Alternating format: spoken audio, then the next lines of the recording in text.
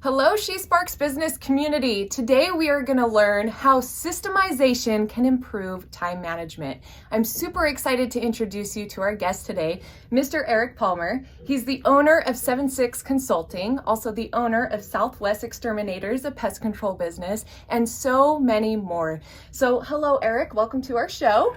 Thank you for having me. Of course. So tell us a little bit about this topic and why should I even care about systemization in my business? So the reason that we really care about business systemization is getting the most use of our time and being able to, if it's part of your desire, to actually scale up your business. There's only so much that you yourself can actually do. There's only so many hours in the day that you can actually work. And so if you look at these monolithic successful companies, if you're looking at Amazon, if you're looking at Google, if you're looking at Facebook, if you're looking at McDonald's, they have well ironed out systems that allow them to scale up. And also at the end of the day, a question for you out there, did you start doing whatever it is you're doing? Did you start so that you could clock in every morning, sit at your desk, work 8, 10, 12 hours a day, and then go home exhausted for the rest of your life?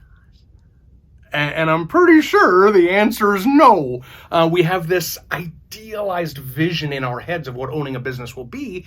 And for the most part, people envision that business systemization, having that great office staff that are running when you're on vacation, having that product that is selling at night while you're sleeping, employing those systems. So that's why business systemization matters for those that are looking to scale their business. I absolutely like that you said that, because for me, I've been in business as an entrepreneur for 4 years, and there are times where I feel like I'm just running around like crazy, and I feel like I don't have time to prioritize because I'm always putting out other fires.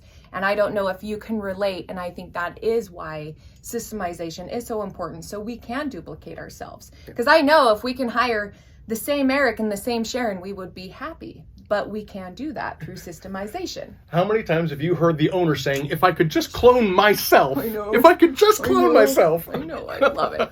I love it so much. So tell us a little bit about how can business systemization protect me or my business from the great resignation?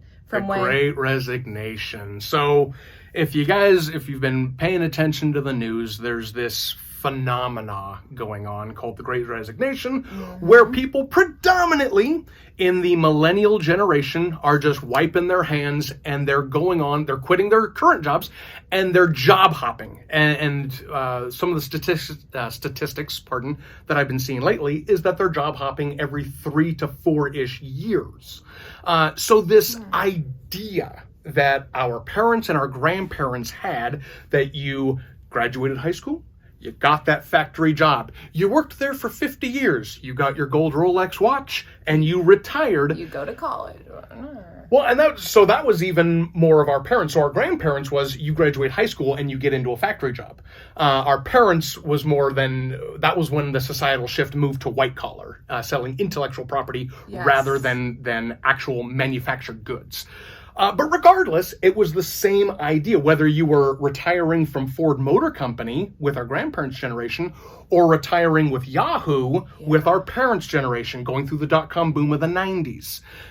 Job loyalty for the baby boomers and Gen X was relatively important. Stability was important. Yeah.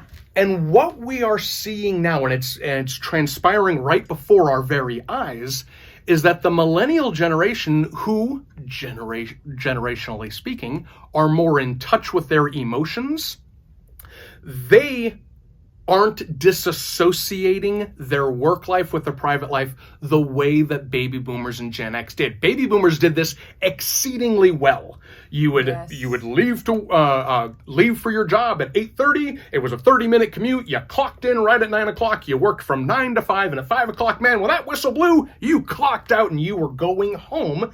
And, if we're going to employ stereotypes, the husband would put down his briefcase, take off his jacket, and now he was husband. Now he was dad. Now he was the man of the house. There was a clear disassociation between the home identity versus the work identity. Then the Gen X came along, and Gen X had more of a kind of a gruff outlook of work.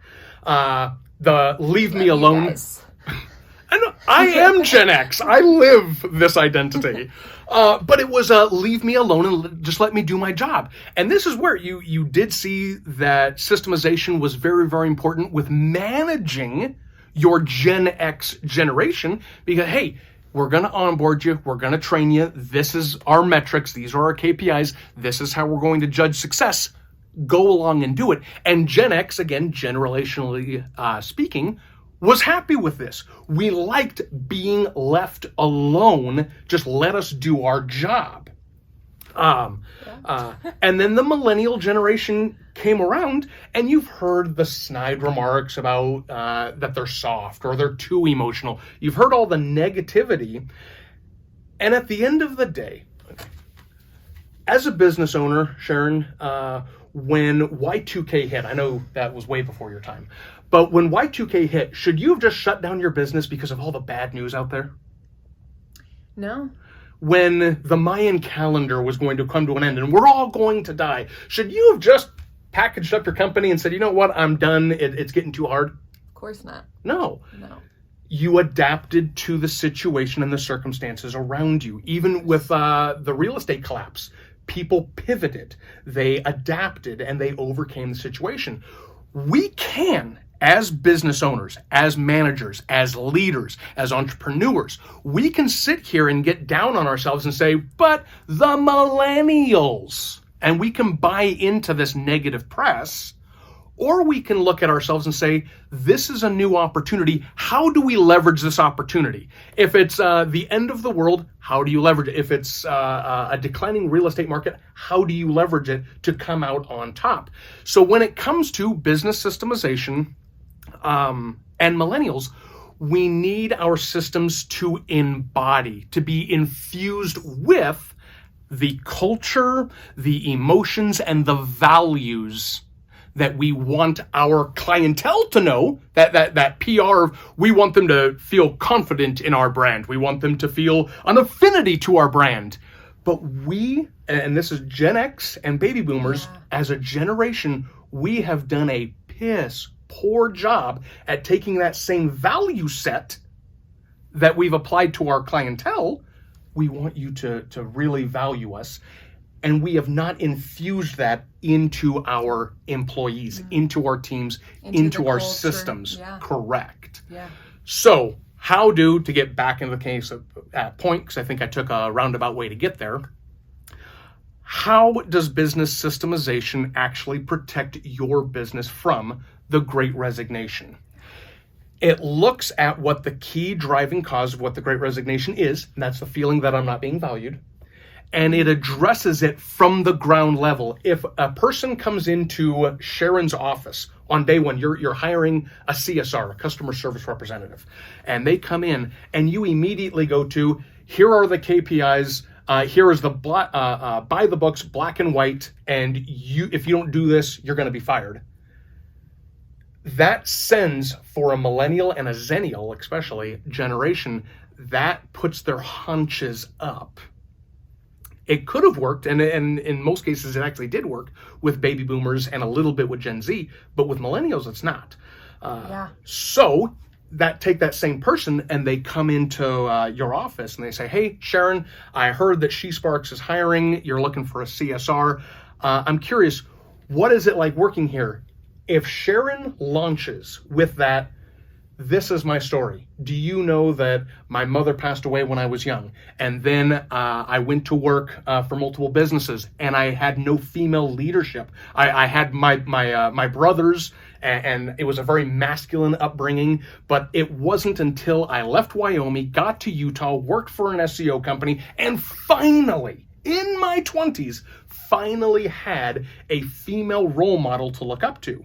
If you lead with that, those individuals who are actually looking for that emotional tie, these millennials and these zennials who are looking for that emotional tie, you've offered it up right at the get-go. And the beauty here is people will naturally self-vet. There are statistics out there that says it costs on average between $35,000 to $65,000 per hire in lost productivity, tools and equipment, actually paying for the ad. It is exceedingly expensive for young business owners and small business owners to hire. The lost productivity by far being the most cost inhibitive action within the hiring process. So what if you could, from that first interview, get an individual who is really not suited for your culture, not suited for your values? If you can get them to self-vet themselves out, how much effort and labor, and at the end of the day, money, does that save just by infusing your values, your morals into the process from day one, into the system from day one?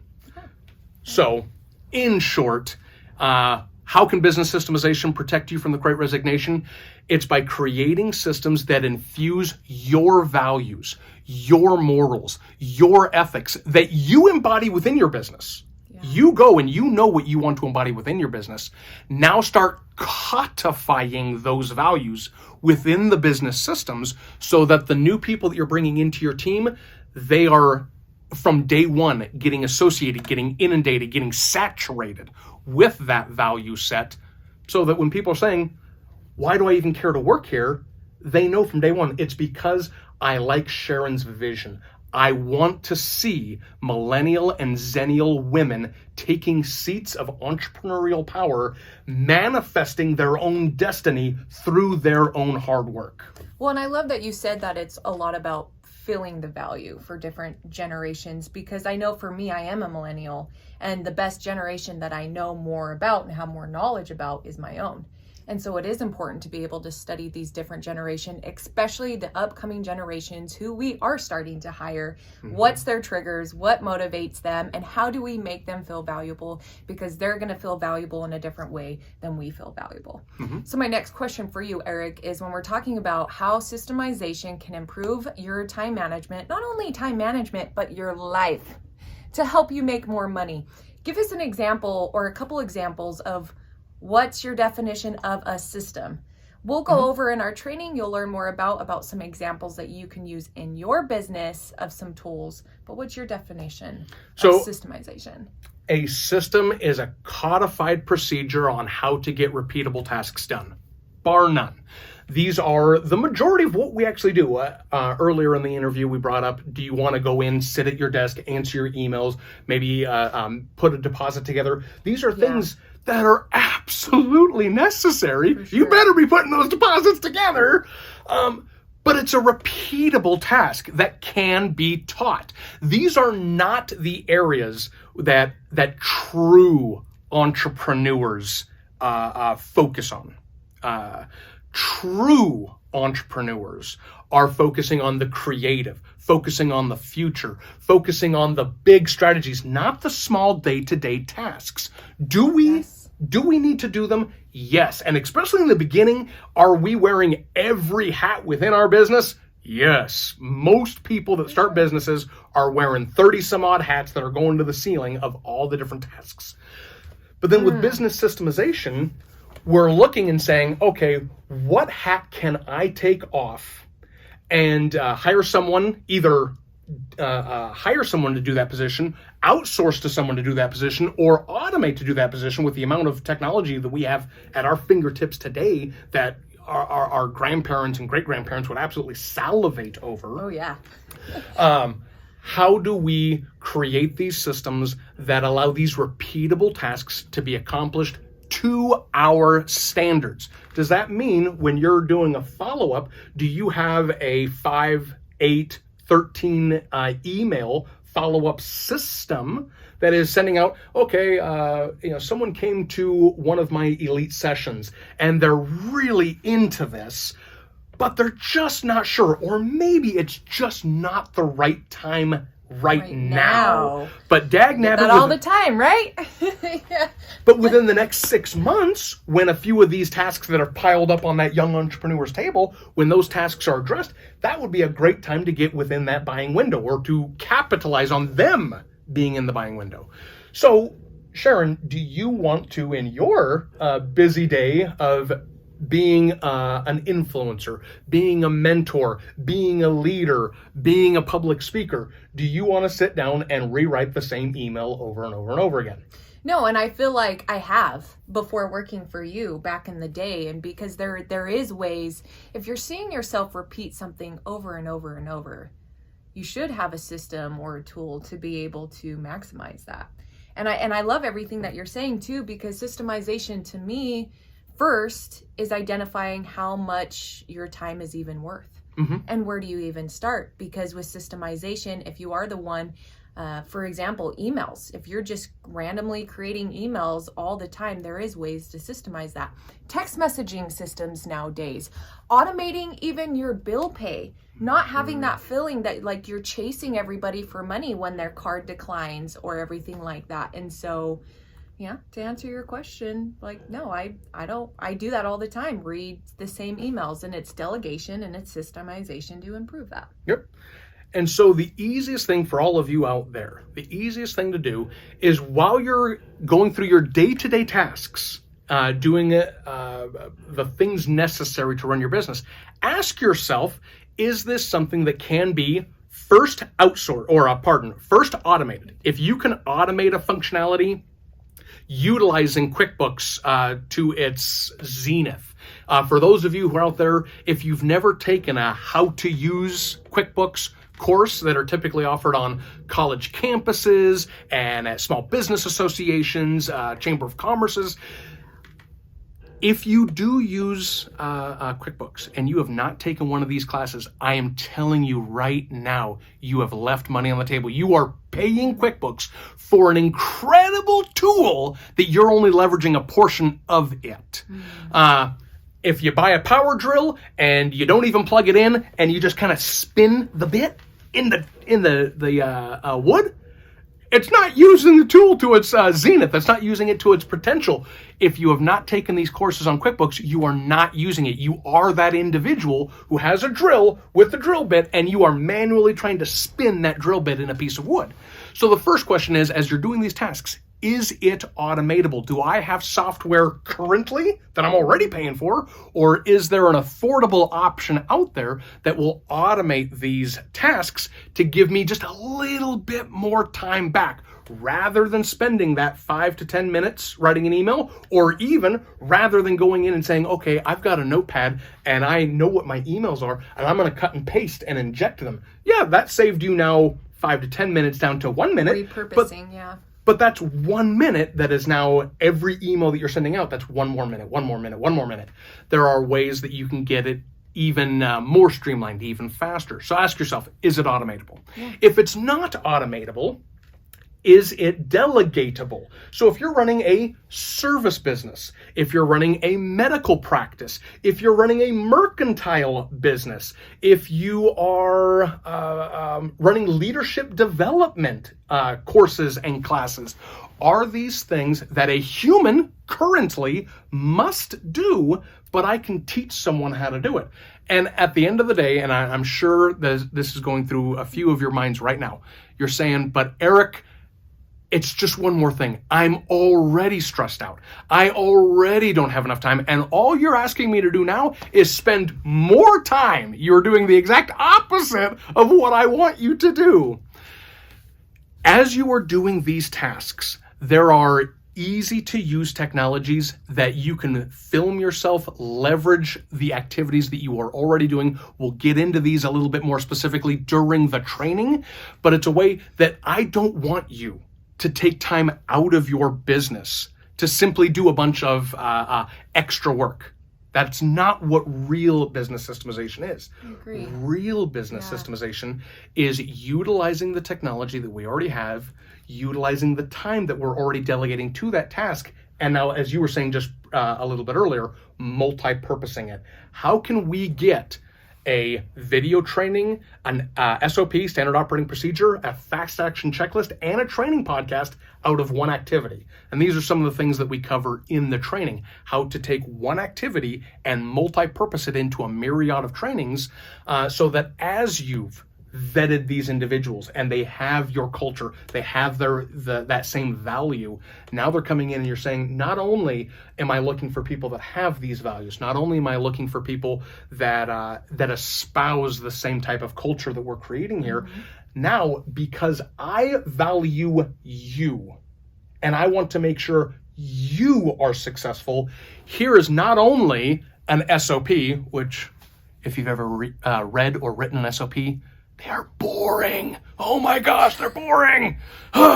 Nobody reads the how-to manuals. And we'll dive that more into what that is in the training. Absolutely. But when you have these people, you say, you're valuable to me.